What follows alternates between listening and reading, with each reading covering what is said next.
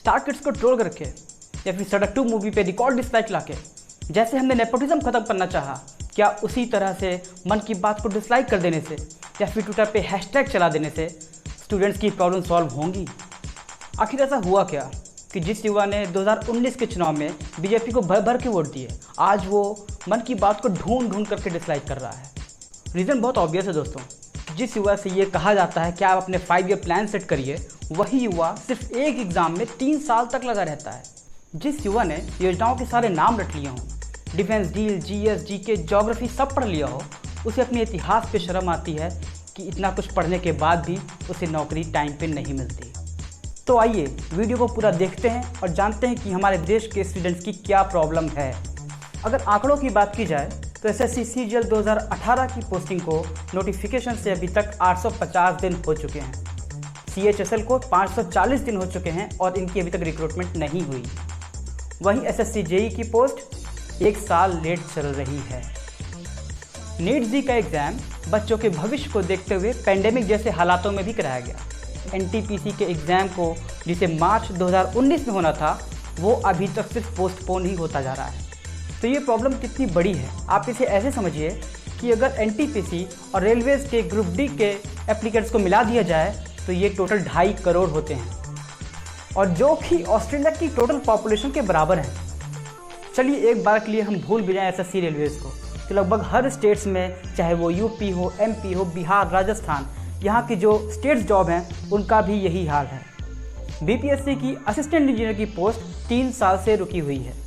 चलिए good news तो ये है कि एसएससी ने अपने सारे रिजल्ट्स डिक्लेयर करने की टेंटेटिव डेट दे दी है।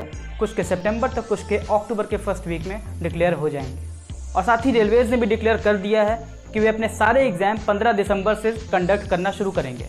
लेकिन मेन कंसर्न अभी भी दोस्तों यही है कि क्या सिलेक्शन प्रोसीजर में लगने वाला 2 से 3 साल तक का समय आने वाले टाइम में कम होगा। लेकिन एसएससी का ये ट्रेंड कि ट्विटर में ट्रेंड होने के बाद ही वैकेंसी देंगे, लगभग ये 4-5 सालों से चल रहा है। और अब तक का सबसे बड़ा सवाल, क्या ऐसे ऑनलाइन आंदोलन करने से, जिसमें हमारा एक बूंद पसीना भी नहीं बहा, क्या हम इस तरह से अपने रोज़मर्रा के मुद्दे सॉल्व कर सकते हैं? इसे समझने के लिए हम ह्यूमन साइकोलॉजी समझते हैं। ह्यूमन साइकोलॉजी में ये है कि हम एक बार में एक ही चीज़ सोच सकते हैं। यानी कि अगर अभी मेरे दिमाग में अनएम्प्लॉयमेंट की प्रॉब्लम चल रही है तो मैं सुशांत सिंह राजपूत के डेथ केस के बारे में नहीं सोचूंगा। और ये साइकोलॉजी हम और आप समझें या ना समझें, पर हमारे पॉलिटिशियन अच्छे से समझते हैं। इसे ऐसे समझिए कि जिस दिन एसएससी रेलवेज ट्विटर पे ट्रेंड किया, उसके अगले ही दिन पबजी ऐप बैन की बात आई और उसके बाद पूरा डिस्कोर्स ही बदल गया। पूरा डिस्कशन, पूरा मीडिया डिस्कशन या ट्विटर पे हैशटैग सब कुछ पबजी ऐप बैन पे चलने लगा। क्या हम ये समझें कि पबजी ऐप बैन ज़्यादा रेलेवेंट है यूथ की जॉब से? नहीं। मतलब एक सनसनीखेज चीज़ पूरा डिस्कोर्स बदल सकती है, मुद्दों से ध्यान भटका सकती है। तो आप ये बिल्कुल न सोचें कि देश का युवा जागरूक हो चुका है और वो अब सिर्फ मुद्दों पे ही बात करेगा। पर हाँ, एक चीज़ ज़रूर हुई है कि इस देश का युवा टीवी न्यूज़ चैनल से अब पूरी तरीके से आत्मनिर्भर हो चुका है। वो अपने मुद्दे यूट्यूब और ट्विटर पे उठा सकता है। हो सकता है कि आप इनमें से किसी एग्ज़ाम में अपीयर ना हुए हों, हो सकता है ये आपकी प्रॉब्लम ना हो, लेकिन हम इस मुद्दे को सिर्फ इसलिए उठाएं कि हमें नहीं पता कब हमारा नंबर आ जाएगा, क्योंकि ऐसे सभी मुद्दे सीधे देश से जुड़े हुए हैं। और हाँ, आप साथ में ये भी कंपेयर करिएगा कि गिरती जीडीपी से लेकर के जॉब लॉस तक आपके टीवी चैनल्स में कितने डिस्कशन होते हैं। तो दोस्तों, ज़रूरी ये है कि जो हमें मोमेंटम मिला है, हमारी जो समझ अभी डेवलप हुई है पेंडेमिक के टाइम पे, हम उसे आगे मेंटेन रखें, कंसिस्टेंट रहें और सिर्फ ज़रूरी बातें सरकार से पूछते रहें।